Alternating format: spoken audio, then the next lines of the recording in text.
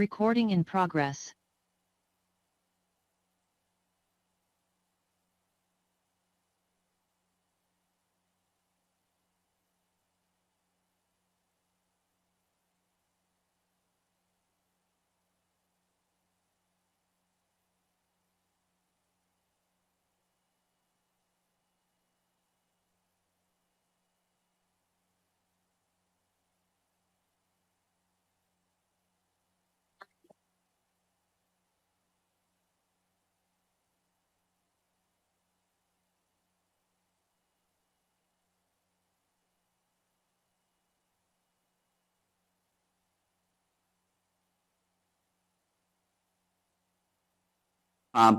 Compounds or VOCs are generally present in things we come in contact with every day: paint, flooring, carpet, furniture, cigarette smoke. Although the testing in approximately 75 homes did show elevated levels of VOCs, further testing in those 75 homes found that contaminants of concern from the derailment were not present in those homes, So nothing from the train derailment was found in the homes. Nothing was found out on the street. The monitoring will continue, however. Today, more than 24 additional homes are scheduled for air testing. The teams are still taking appointments for those people in East Palestine who want to schedule a screening of their home. That number is 330-849-3919. In summary, in the 500 homes where the air has been tested, no contamination of concern caused by the rail derailment was present in any of these homes. There are in the community 20 monitors strategically located throughout the community to continue to monitor outdoor air. I think we have a map somewhere, I hope. There's a map there. This is a map from the US EPA that shows all the places where they've taken outdoor air samples over the past 2 weeks. Again, the experts tell me that these monitors are coming back clean for contaminants of concern associated with the train derailment. So this monitoring started very early on. This monitoring will continue. We will continue to do this. So we have 20 monitors. These monitors are moved around, and they will continue to be moved around the community. Let me now talk about water, residential well sampling. As we talked about earlier this week, the testing results from East Palestine's municipal water source have come back, and the results are that drinking water, testing those 5 wells that go into the community system, those 5 wells have all come back clean. The water is safe to drink. We never thought that the municipal water was contaminated, but out of an abundance of caution, our Ohio EPA took samples which were analyzed, and they in fact came back and were shown to be safe. You do not need to drink bottled water if you are on municipal water. If you get your water from a private well, you are encouraged to use bottled water until your water is confirmed to be safe. That, again, is just out of abundance of caution. To date, 38 private wells have been sampled. More private wells are scheduled for testing today. These samples, unfortunately, take a while to get it back from the lab. So we don't have any results back yet, but we expect them very, very soon to start coming back. Again, to schedule testing for your private well, call 330-849-3919. Let me talk now about the Ohio River. When we met earlier this week, the Ohio EPA discussed the chemical plume in the Ohio River. I'm happy to report this morning that sampling has shown that the plume is now completely dissipated. It was never thought to be a threat, but they could get slight detection. How about the Ohio River? And I want to mention that we met earlier this week, the Ohio EPA discussed the chemical river is monitored in the Ohio River. I'm happy to report this morning that sampling has shown that the plume is now completely dissipated. It was never thought to be a threat, but they could get slight detection detected as it moved. And I want to mention river. Now we're told that they cannot detect it at all. To give you some idea of the numbers, the level of concern for this contaminant is 560 parts per billion. Readings yesterday, when we could still get a reading on it, were under 3 parts per billion. So again, level of concern 560. Yesterday it was at 3. Today it is at 0. The levels at which this chemical was in the Ohio River have always been very low. We are no longer getting readings at all. I'm told that some water systems along the Ohio River will close their water intake lines for the time being out of abundance of caution. We understand that. That's perfectly fine, but we do believe there's no reason to be concerned about water now from the Ohio River, and there's never really been a reason to concern, and we no longer can get any reading at all of this contaminant. Let me go to the local creeks. You know that there's been some video played on TV of circulating a visible physical contamination in one of the local waterways. A section of Sulphur Run that is very near the crash site remains severely contaminated. We knew this. We know this.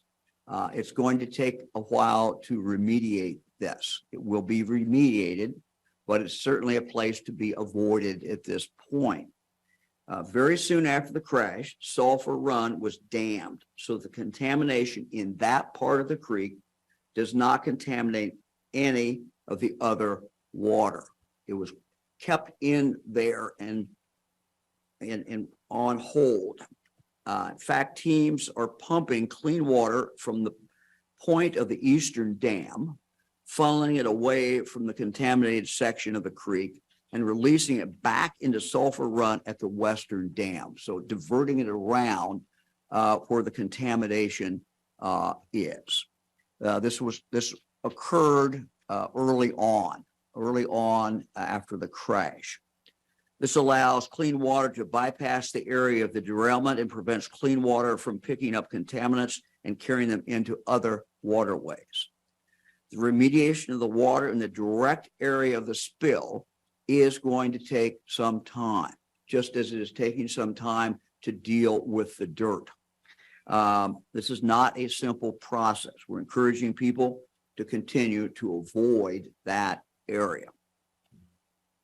Now, I know there's been a lot of questions about FEMA and calling in FEMA for aid. At this point, based on what FEMA has told us and continues to tell us, my chief of staff talked to them again this morning, we do not qualify for assistance. Although FEMA is synonymous with disaster support, they're most typically involved with disasters where there's tremendous home or property damage, tornadoes, flooding, hurricanes. That's why we do not expect that FEMA will come to East Palestine. However, to make sure that if in the future FEMA is ever needed, we want to preserve our rights to be able to ask them for help. So to make sure that if FEMA is ever needed in the future to help residents in regard to this crash, we're going to preemptively file a document with FEMA to preserve our rights in case we need their assistance in the future. We believe that the railroad should continue to pay, and we're going to insist that they pay. Whatever damages have been caused, the railroad is responsible for those damages. We're filing this paper with FEMA just in case in the future we need that. Let's say, for example, the railroad stops paying for whatever reason. We're still going to go after the railroad, but we want to make sure that there will be support for people if that support does in fact stop from the railroad. Let me move now to HHS. We know that the science indicates that this water is safe, the air is safe. But we also know, very understandably, that residents of East Palestine are concerned. They ask themselves, they might have a headache. They might ask themselves, is this a headache or is this headache that is in fact caused by the train derailment? Or other medical symptoms they may be experiencing caused by the train derailment. These are very legitimate questions. Residents deserve an answer. They have suffered a great deal. This has been a traumatic time for them. This has been a horrific train derailment, and we understand, have some understanding of what they've gone through. We've asked for medical experts from the United States Department of Health and Human Services to come to East Palestine. This request has now been granted by HHS. We are now going to establish in the next several days a clinic in East Palestine. This is a clinic that will be established by the Ohio Department of Health. We will get assistance and help from HHS. We want them to be able to engage with the residents of East Palestine. We want them to be able to answer the residents' questions, evaluate symptoms, provide their medical expertise. The people who will come in, and we expect them in early next week, will also have access to the best experts in the world in regard to chemical exposures. Again, we are doing this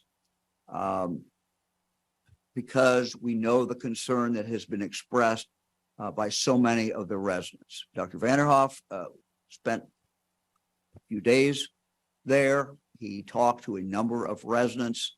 Other members of our team have talked to residents. We know the concern that they have. And they're very, very understandable, and they deserve answers. Working with the Ohio Department of Health and the U.S. and Ohio EPA, they plan to begin seeing patients early next week. Information on the location of the clinic and the hours that will be available, as soon as we have them. And it will be on the website at ema.ohio.gov/East Palestine. Again, that is ema.ohio.gov/East Palestine.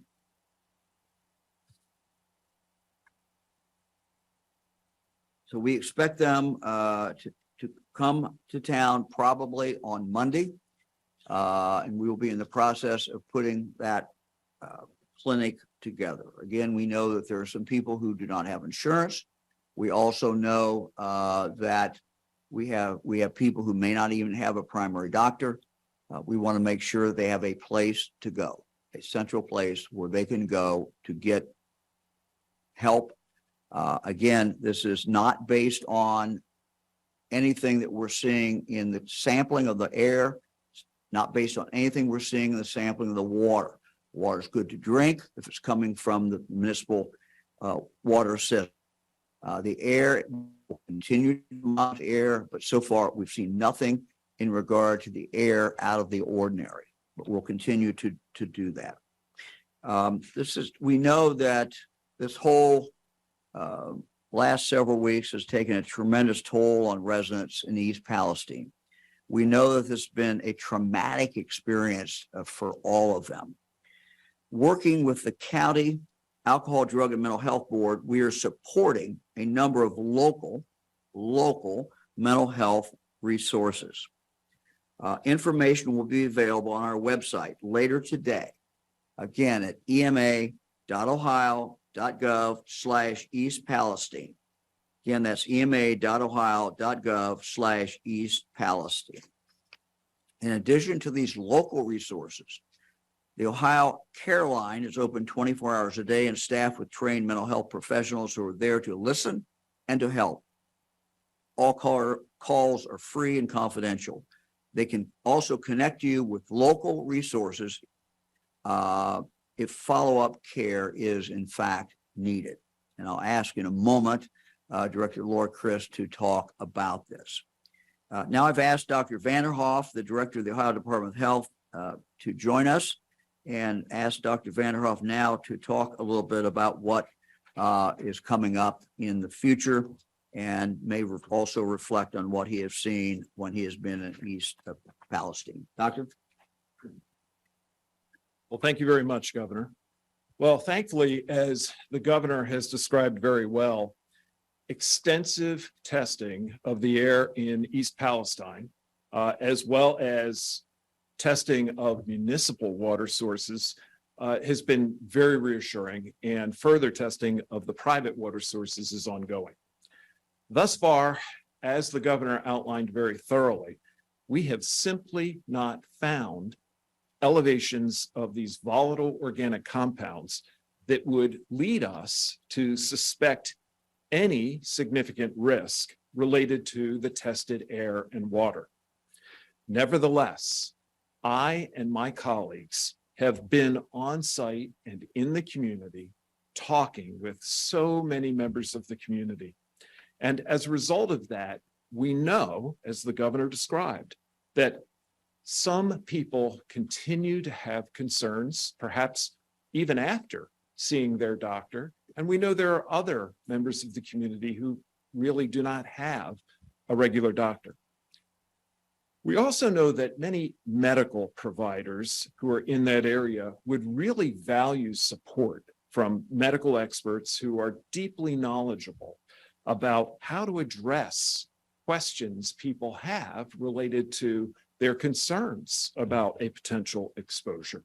So with all of these concerns in mind, we have worked very closely with the local community, of course, our state agencies, and our national partners to bring enhanced clinical support along the lines of what the governor described in very good detail to that greater East Palestine community. Now, in partnership with local providers who include the Columbiana County Health Department, as well as a community health center, we, as he noted, are planning to open a medical assessment clinic for those who may have these lingering concerns, particularly those who may find themselves in the situation of really not having a primary care home. As he noted, our plans are in active development. We are committed to bringing this online next week, and we will be making further announcements.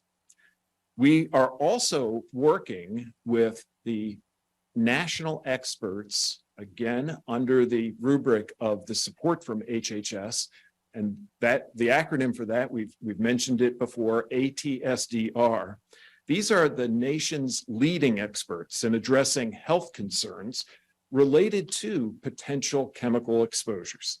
And as the governor noted, they are coming into the community. We are going to be bringing them in, working alongside of them to further evaluate the community's concerns and the community's needs.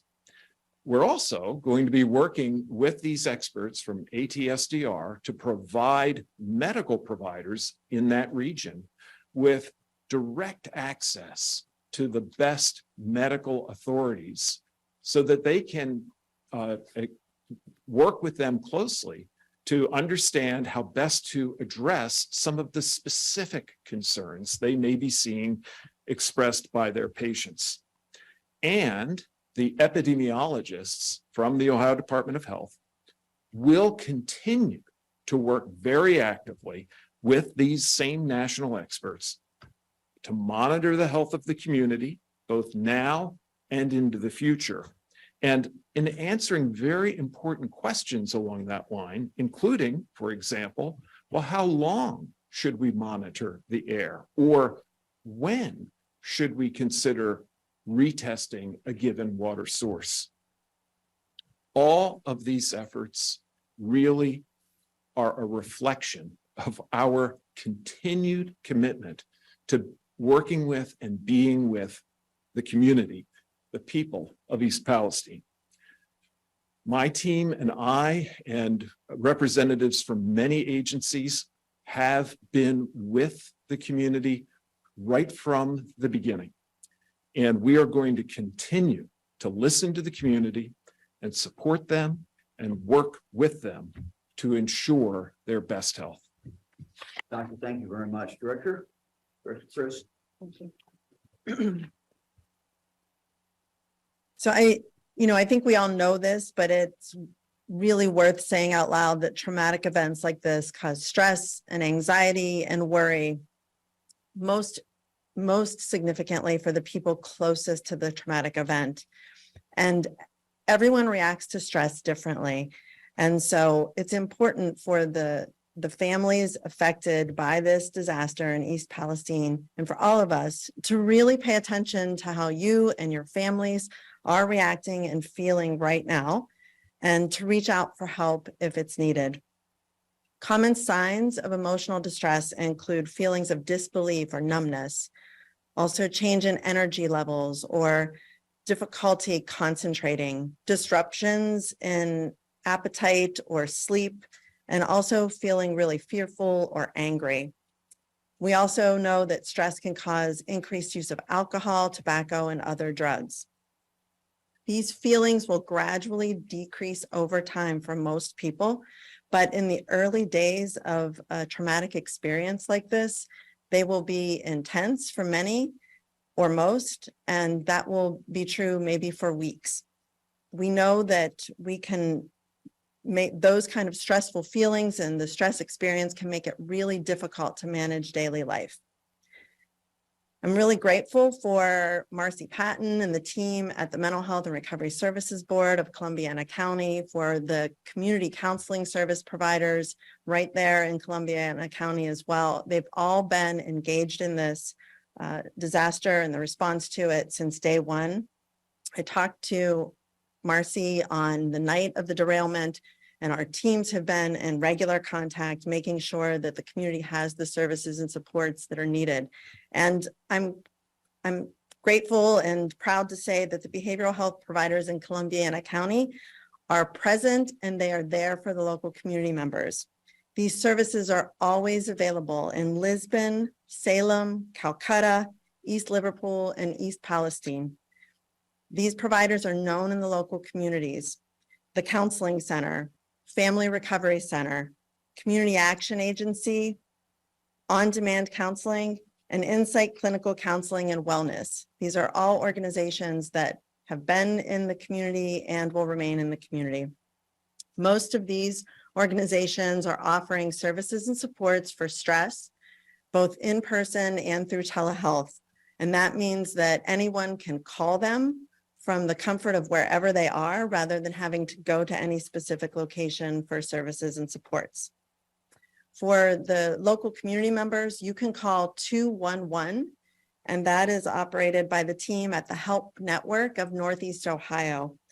And they can help you connect to whichever of these counseling organizations, these service organizations that you feel most comfortable seeking help from if you need it. You can also call, as the governor mentioned, the Ohio Care Line. This is an opportunity to talk to a person who's trained in helping with stress management. And the calls are open 24 hours a day, 7 days a week. They're confidential and they're free. And it's for just emotional support. The number for that is 1-800-720-9616. That's 1-800-720-9616 for free confidential conversation for someone who can help with stress.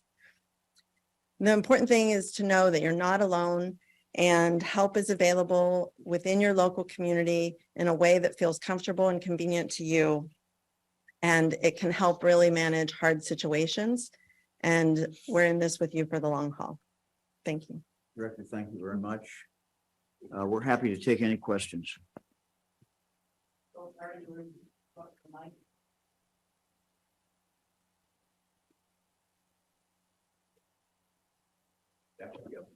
Kevin Landers, Channel 10. When you say you're going to hold Norfolk Southern accountable, can you detail exactly what that means? Well, we've talked to the Attorney General, and, Attorney General, is looking at this situation, but, he'll have further information, I think, next week. But look, thus far, when we've asked them to pay, they have paid.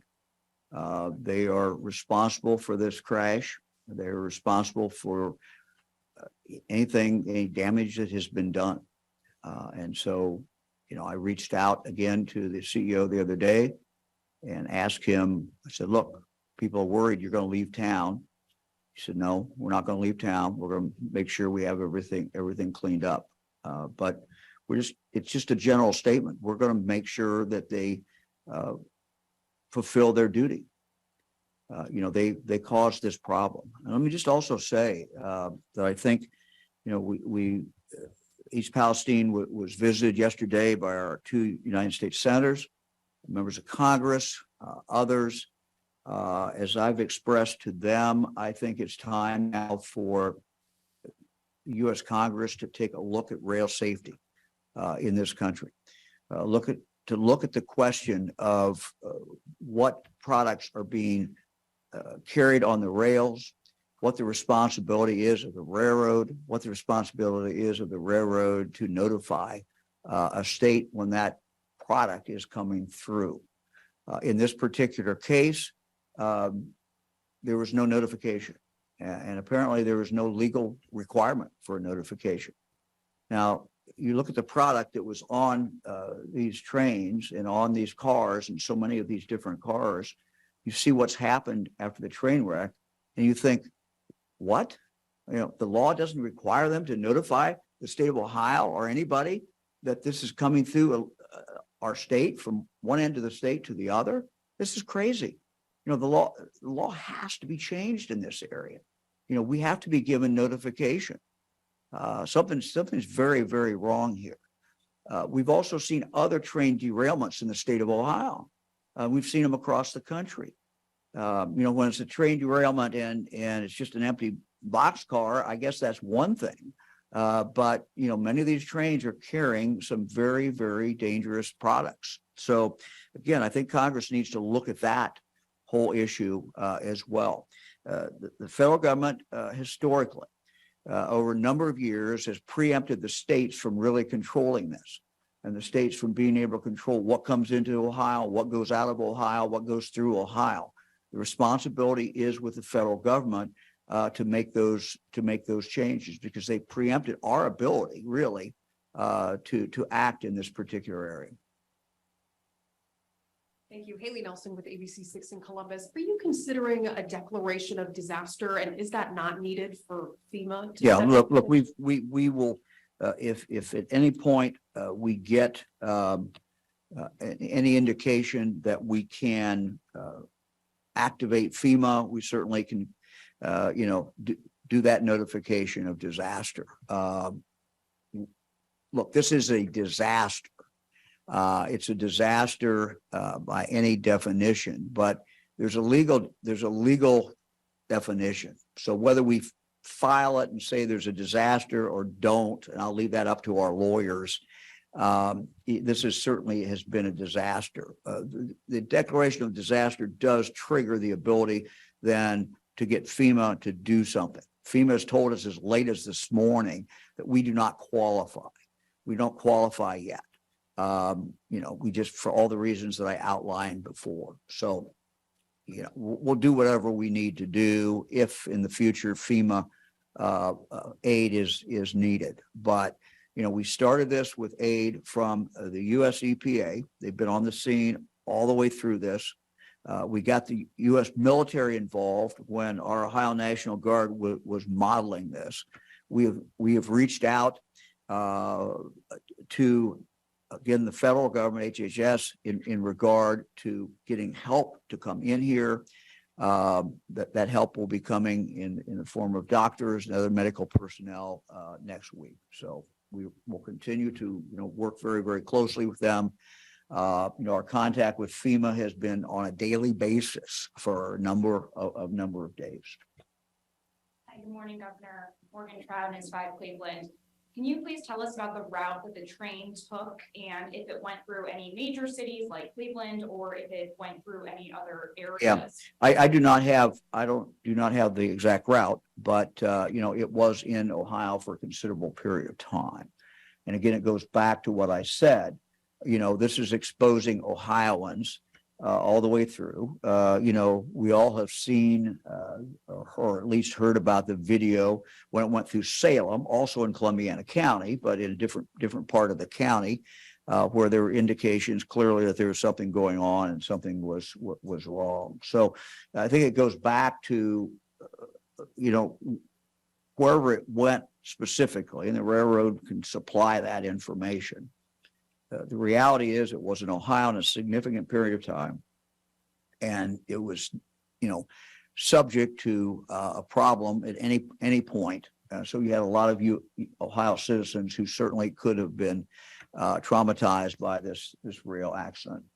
And even if it had not gone through these different areas, or even if it had gone through other ones instead, if you knew that it had toxic material on it, would that have changed anything with the trail? Yeah, look, that's a good question. I mean, we cannot, because of federal preemption, we cannot prohibit them from coming into the state of Ohio. But what we can do is to know that and to notify our fire departments, EMS people all the way along the route that, hey, this is what it's carrying. These are the chemicals it has. It's coming through at such and such a time. And, if there's any problem, you'll know that is what it is carrying. So, notification, no, it doesn't solve the problem. The problem is they derailed. There's a defect somewhere. There was a mistake somewhere. There's a problem with the car. There's a problem with the rail, something. But that doesn't solve that problem, but it does at least give people some notice and give the people who are going to have to respond at least some notice before the train comes through. Hey, if anything happens, this is what's in that train. Thank you. Who else? Governor Natalie Fahmy, NBC4. How long and how often will you continue to test the air and the water in the area? Yeah, we're going to continue to test the air and the water as long as it's necessary. So we're in here for the long run. We're not leaving East Palestine. We're going to rely on what the experts tell us, but we still are seeing, we're still in a process where cleanup is occurring with the dirt and remediation cleanup is occurring with the water that's in the creek. So, that work is going to continue. So certainly not anywhere in the near future are we planning on leaving. We're going to stay there until we're not needed. Hi, Governor. Joe Ingles, Ohio Public Radio. My question is, a lot of people online are saying they simply don't believe you. They don't believe the state leaders on this. They think you're downplaying this, and they're afraid that someday in the future, it might be like 9/11, where, 5, 10, 15 years out, something's discovered that's horrible that happened like it did with the 9/11 responders. Can you address that concern? Yeah, I mean, in this particular case, from early on, we've had people on the scene who have been testing. So, we are doing this testing. We didn't wait. We were in there early. We know where the contamination is. We know what the situation is with the air. The air that people are breathing is in fact fine. We're now bringing in medical people to talk to anybody who has a particular problem. So we're doing absolutely everything that we can to assure residents about what the situation is. We're going to continue to do that. Look, I understand people have been traumatized, and I understand skepticism, and sometimes skepticism is warranted. Nothing wrong with healthy skepticism. But all I can do as governor of the state of Ohio is tell you we have the best experts that we can get, and we have the best equipment that there is available to do the testing. We believe the testing is accurate. It is not just one test and we go away. We continue to test. We continue to monitor. And these are not just people from the governor's office. This is the Ohio EPA. It's the US EPA. And we're now bringing in other experts as well. So that, we got a lot of people in here who have absolutely no reason to be lying, no reason to be minimizing this. And candidly, I have no reason to minimize this particular problem. What we need to do is, my obligation is to tell people what we know, when we know it, do it in real time. That's why we've held a number of press conferences. That's why we do a release every day of what evidence that we have uncovered and what the testing is. And we're going to continue to do that. Haley B. Miller with the Gannett, Ohio Bureau. Can you clarify what exactly you filed with FEMA today? And then as a follow-up to that, do you anticipate requesting any other federal assistance aside from the HHS aid that's coming in? Look, we're going to request any kind of assistance that we think we qualify for and that we think can help the people of East Palestine. Basically, I don't know what the document's called, but it basically is a placeholder. It allows us to say, look, we are here. We've had a problem. We want, if in the future we qualify for any reason for help and assistance to our residents, we want to preserve our rights to be able to get that. FEMA is fine with us filing that. This is the document they suggested we file. My chief of staff was in touch with FEMA as late as an hour ago. So we're going to continue to do that. We're going to get every assistance, every bit of help that we can get from any source that is available, and that certainly includes the federal government. I'm sorry. All right, let's go to Zoom. Our first question is with James Pilcher from the Local 12.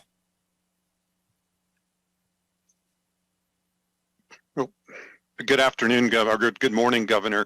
Morning. How can you reassure, I know you said that the plume has dissipated, but how can you reassure people that are living downstream from this, such as in Cincinnati and elsewhere down the Ohio River, that there won't be any lasting impacts chemically or otherwise from this event? The Ohio River is very well monitored. It's monitored 365 days a year. What started out with the plume, it could not be seen, I'm told, but they could tell there's a little rise in the numbers, not in a dangerous area at all when this started. It continued to move downstream. Now I'm told they cannot find it. They don't know where it is. The water that's coming in that they're testing is fine. So that, I think that listening to experts who do this every day. This is not Mike DeWine. This is people who test the water in the Ohio River every single day. We rely on them that when I'm in Cincinnati, I'm drinking the water, or I'm someplace along the river drinking the water that comes from the Ohio River. We rely on these people every day to make sure that water's okay. They're telling us the water is okay. Next question is Danny Eldridge from Service. Hello, Governor. Thanks for taking our questions. Can you talk about what the state government can do about railroads? Like, can you require these companies to give notice to the state of Ohio or local governments about hazardous materials? Look, we're asking our lawyers to look at that and see exactly what we are allowed to do. But I can tell you that the history of this is that the railroads for a long time have lobbied the United States Congress to get federal preemption on virtually everything. We see this all the time. We see it even as situations where, we used to be able, a local police department, when a railroad blocked an intersection for, 2 hours, they could cite the engineer. They used to do that. And when I was a prosecutor in Fairborn, Judge Kimmel used to do that. Can't do that. The federal government has just preempted this. So I can tell you that the remedy needs to come from the members of Congress, House of Representatives, and the U.S. Senate. We're asking them to give us some relief in this area. Next question, Bill Reinhardt from WVXU Cincinnati. Governor, thank you. There's a lot of claims and a lot of concerns about damage and deaths among domestic animals, pets, barnyard chickens, and I've heard claims of fields filled with dead cows. Is there any update, any confirmed information? We have no additional information. I'll ask Dr. Vanderhoff if he has anything additional.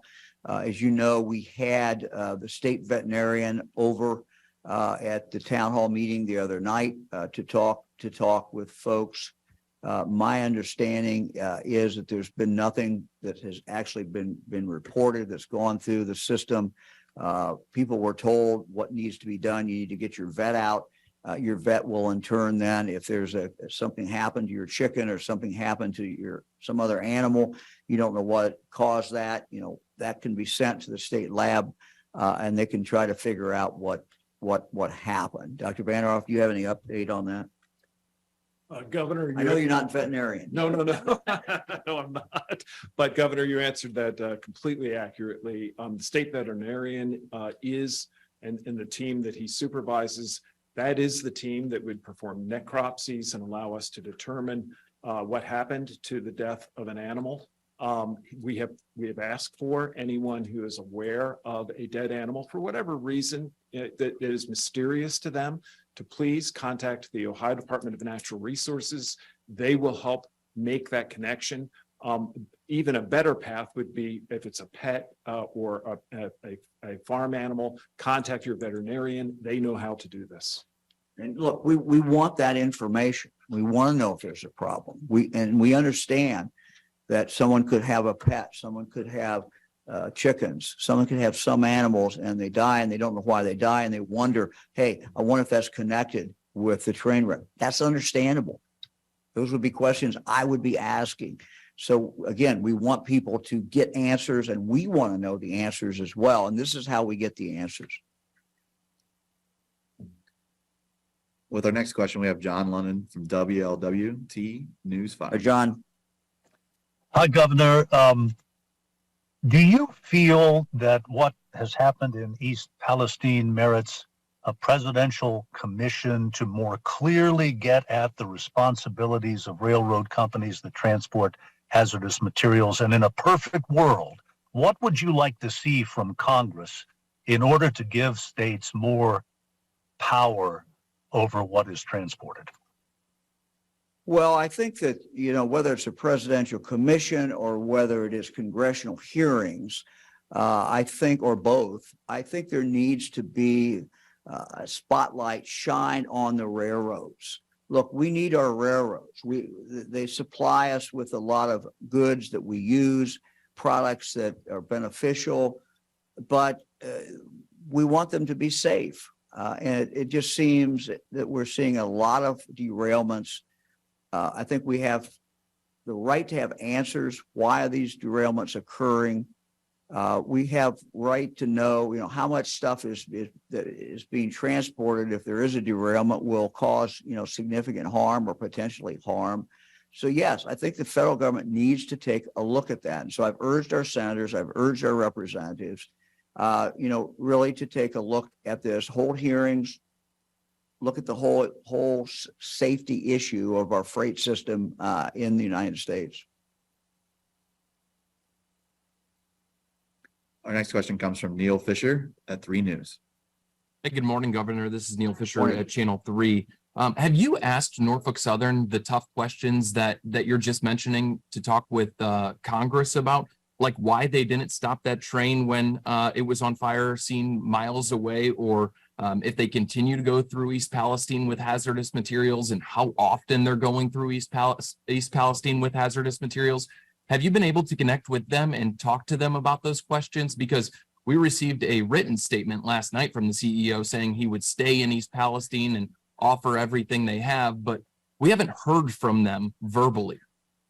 Yeah, look, the CEO needs to go to East Palestine. He needs to go there. He needs to answer questions. I was upset that they, pulled out of the town hall meeting the other night. They didn't come. I think that's a mistake. I've not personally had that conversation with him. As far as what happened, why it happened, we have experts who are a lot smarter than I am in regard to trains, who understand trains, who are doing the analysis. We expect to get some public report in the next several weeks from the federal government in regard to why that accident actually occurred. But we're relying on, just as I rely on the Highway Patrol in Ohio when there's a highway accident, we rely on these experts from the federal government to tell us exactly what happened in regard to this derailment. Our next question comes from Nick Evans at OCJ. Hi, Governor. How are you? Morning. Good. So I understand you said that there are limitations to what would come with a disaster declaration, but as of right now, to your mind, is there any reason not to declare a disaster?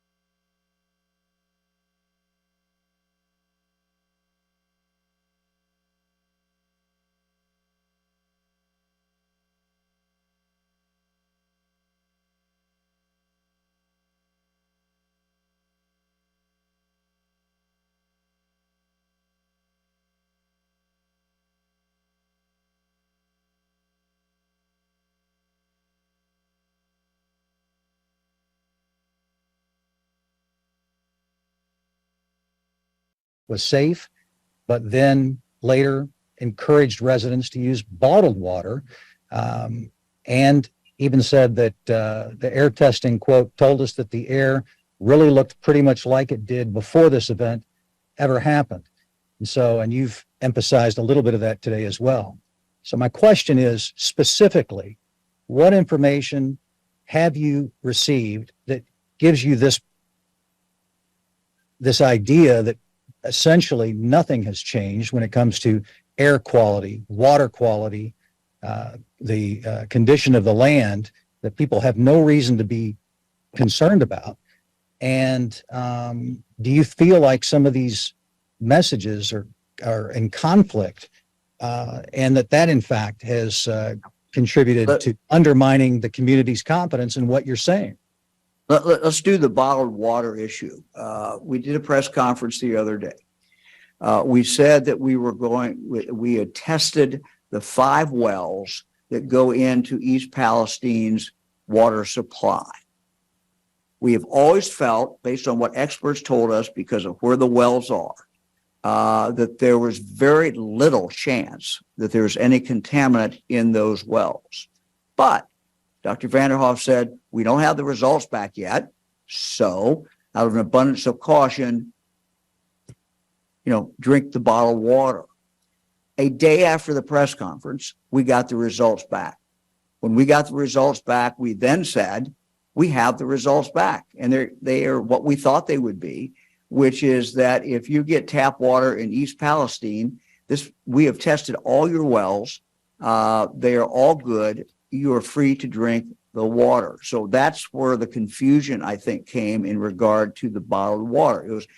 It was a precautionary thing. We hadn't tested it.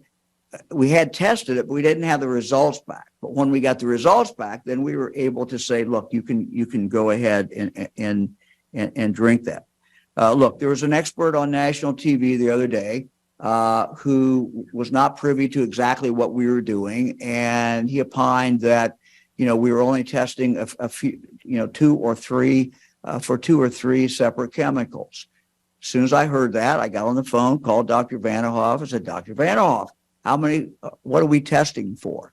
And I'm going to let him answer that, but he told me we were testing for a lot of different things. So I'm going to turn it over to Dr. Vanderhoff, but let me just say, look, all we're doing is is relaying in real time the information we get on testing.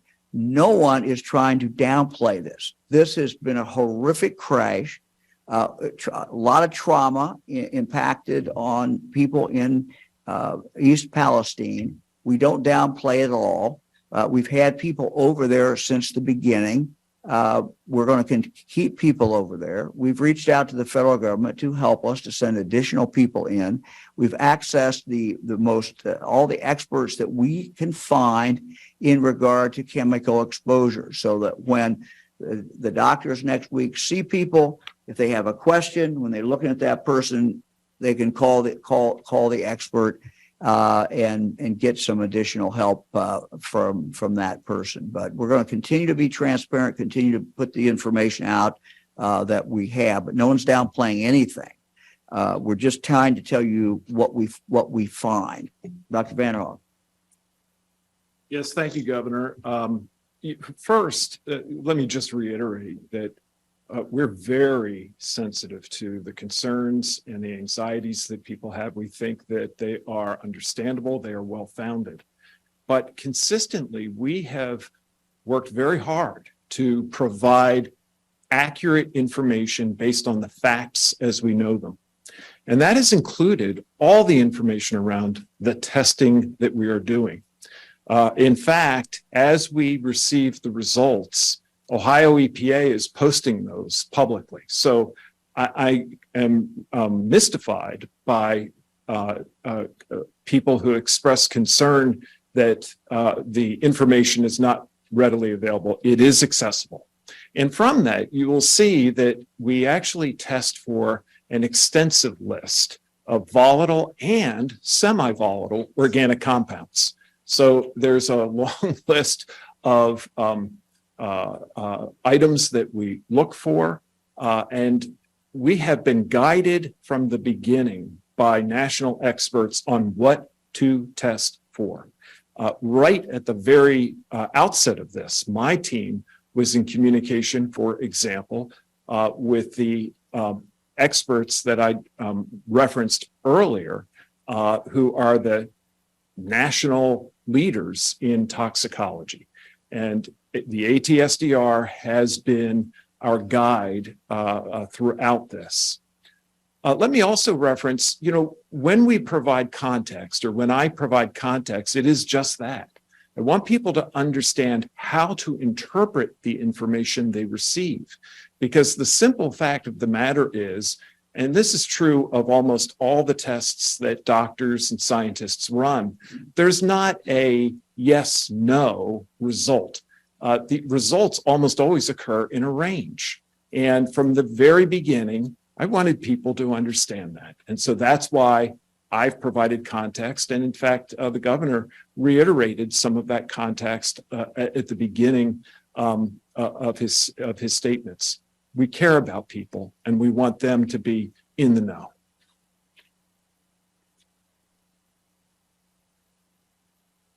Next question. With our next question, we have Andrea Salcido from Washington Post. Thank you, Governor. Was it the EPA and the Ohio EPA who made the decision to do the controlled release based on the information that they had available before they presented to you the decision to you so you could approve it?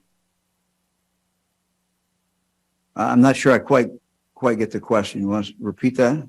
Yeah, I'm trying to understand who made the decision to present you the controlled release option, and before you had to approve it or decide look, what you wanted to do. Yeah, look, we were weighing the two options. The one option was to wait and take no action. But the report from the railroad was that you had rising temperatures, temperatures very volatile, and they were deeply concerned about what the explosion would be. When I arrived there that morning, we had a long conversation trying to determine, the risk of doing a controlled release versus the risk of doing nothing and waiting. And so we went through that. Part of the analysis was based on what the controlled release what area it would endanger. In doing that, the Ohio National Guard, the experts there were utilizing not only their expertise, but they had reached out to the Defense Department. I don't remember exactly what group. It's a group that understands this. They got help from them in regard to what the spread would be. So we looked at that spread. They modeled it out. And then we went in and, for the third time, had law enforcement go literally door to door, knocking on doors, getting people out. This is the third time they'd gone for most of those doors, shouting, doing whatever they could to make sure that people were out. So yes, it was a balancing.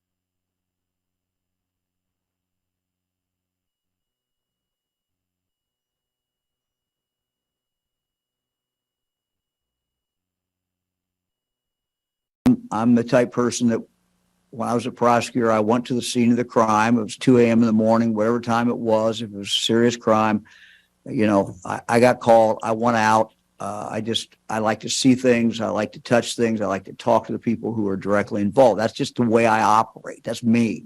So, that's how we did it.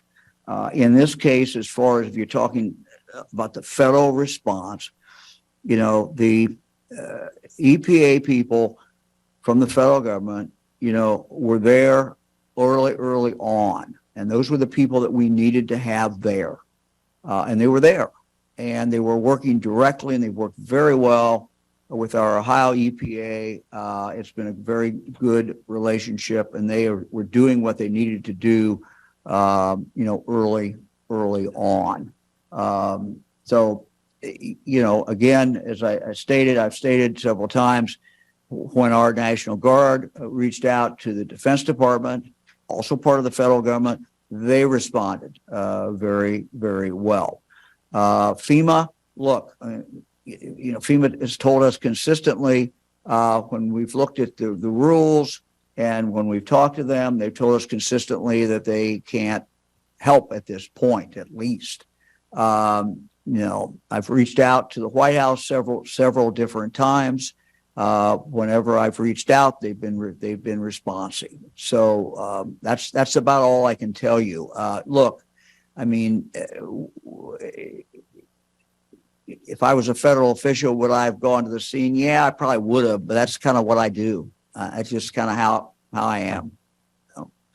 So for you don't know that there would have been a benefit to having senior administrations come out sooner, whether that be in terms of the actual response or the impact that would have for folks there in the community? Well, look, I mean, I think part of what we all do, those of us who are elected or who are in a very top position, I think, coming out and being there, shows that we're focused on it. I think that's always a benefit. It's always helpful. Thank you, Governor. Our next question comes from Abigail Batar from Idea Stream Public Media.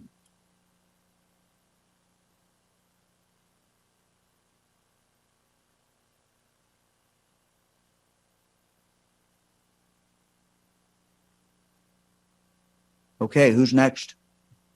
Next, we have Corey McRae from WFMJ. Good morning, Governor. Question for you. Are you satisfied with the testing of the air in East Palestine? Because there are experts, including one at Johns Hopkins, that say what's being done in East Palestine is air monitoring and that it's not specific to the chemicals of concern, and that what should be done is air sampling, testing that does look for specific chemicals. This is beyond my expertise. I know that there was a expert on. I have no idea if it's the same person from Johns Hopkins on a few days ago who said they're not testing for the right chemicals. I immediately went back and asked our team, are we only testing for 2 or 3? And they said, no, we're testing for everything that what the manifest showed was in the rail car. That's about all I can say.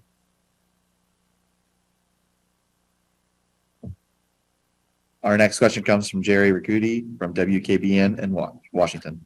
Youngstown, sorry. Governor, thank you for taking my call this morning. We're hearing and have heard several times, even Senator Vance brought this out the other day, that there are stories, Norfolk Southern and its contractors, instead of taking out all of the contaminated soil, simply laid new track, new rail over top of contaminated soil, just covered it up with other dirt, and were able to open up the line sooner.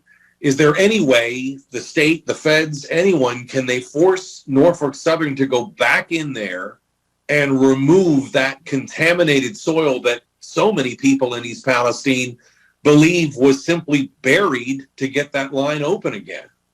Yeah, so I don't know exactly what they did.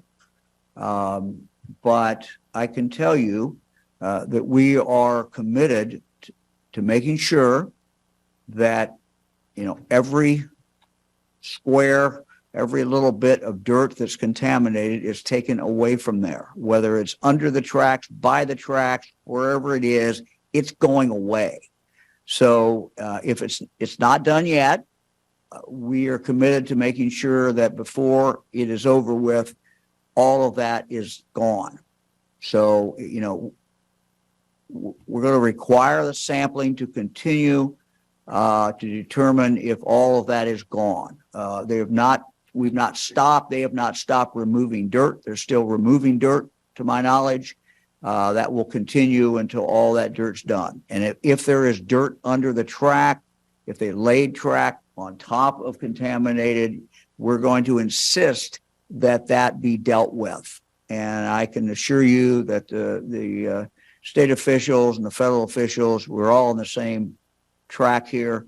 We're going to make sure that that happens. And if I can, one quick follow-up, and you mentioned this briefly, but so many people wonder, we all say, you said it, the two senators have said it, the EPA director said it, we're all going to hold and make sure that Norfolk Southern doesn't get off the hook. How do the people in East Palestine and Columbiana County see with their own eyes that, yes, indeed, they are not getting off the hook? I'm not sure I quite understand the question. How do they see with their own eyes that they're not getting off the hook? Is that the question? Well, just that they will know in their own minds that everybody has done everything they can to make sure that Norfolk Southern is held accountable and that they're not sneaking away without doing everything they need to be doing. Yeah. Look, we've remained there. If people have specific concerns, they need to talk to us, talk to our Ohio EPA, talk to our Ohio health people. But, we are going to continue to be their advocate. We're going to continue to represent them to make sure that Norfolk Southern does not get off the hook in any way, shape, or form. Thank you, sir. Our next question comes from Krista Canoe from Gongwer.